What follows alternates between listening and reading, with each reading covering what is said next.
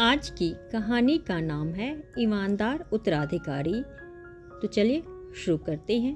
बहुत समय पहले एक शक्तिशाली राजा हुआ करते थे। वे अपनी प्रजा से बहुत प्यार करते थे और बुद्धिमत्तापूर्ण शासन चलाते थे।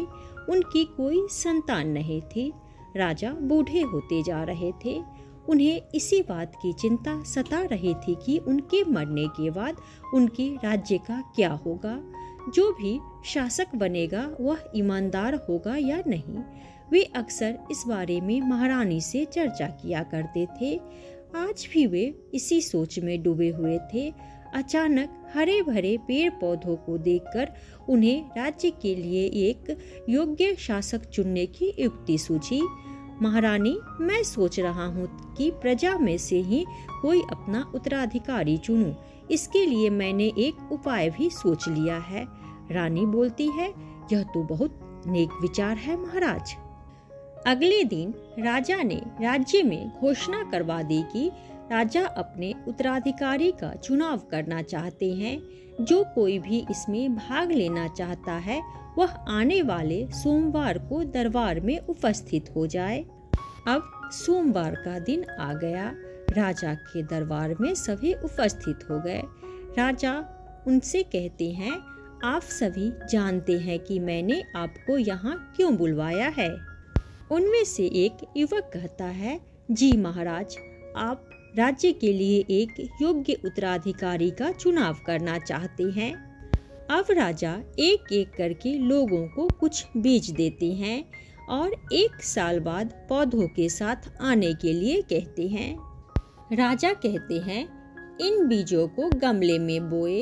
1 साल बाद मैं सभी के पौधों को देखूंगा। जिसका पौधा अधिक हरा भरा होगा उसे ही इस राज्य का उत्तराधिकारी घोषित किया जाएगा।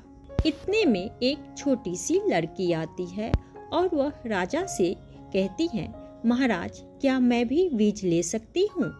राजा छोटी लड़की को भी बीज देते हैं।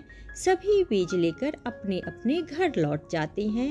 1 साल बीतने पर सभी अपने हाथों में गमले लिए दरबार में पहुँचते हैं।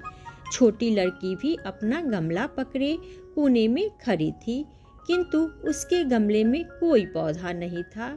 सभी उसको देखकर हंस रहे थे और बातें बना रहे थे। राजा ने सभी का स्वागत किया और सभी के सुंदर सुंदर पौधों की प्रशंसा की। तभी उनकी नज़र कोने में खड़ी उस छोटी लड़की पर गई। उसका खाली गमला और उदास चेहरा देखकर राजा के ओठों पर हल्की सी मुस्कान फैल गई। उन्होंने उस लड़की को आगे आने का संकेत किया। लड़की राजा से कहती है, महाराज, मुझे माफ कर दीजिए। मैंने तो दिन रात इस बीज की देखभाल की थी, किंतु इसमें कोई पौधा नहीं आया। शायद मेरे बीज खराब थे। राजा कहते हैं, बेटा, बीज खराब नहीं, नकली थे। ये लोग उत्तराधिकारी बनने के लालच में गमलों में दूसरे पौधे लगा कर लाए हैं। राजा ने सभी के सामने उस लड़की को अपना उत्तराधिकारी घोषित किया। सभी के सिर शर्म से झुके हुए थे, किंतु राजा बहुत प्रसन्न थे कि उन्हें अपने राज्य का एक ईमानदार उत्तराधिकारी मिल गया। तो आज के लिए इतना ही। अगर आप लोगों को यह कहानी पसंद है तो वीडियो को लाइक करें और चैनल को सब्सक्राइब करें।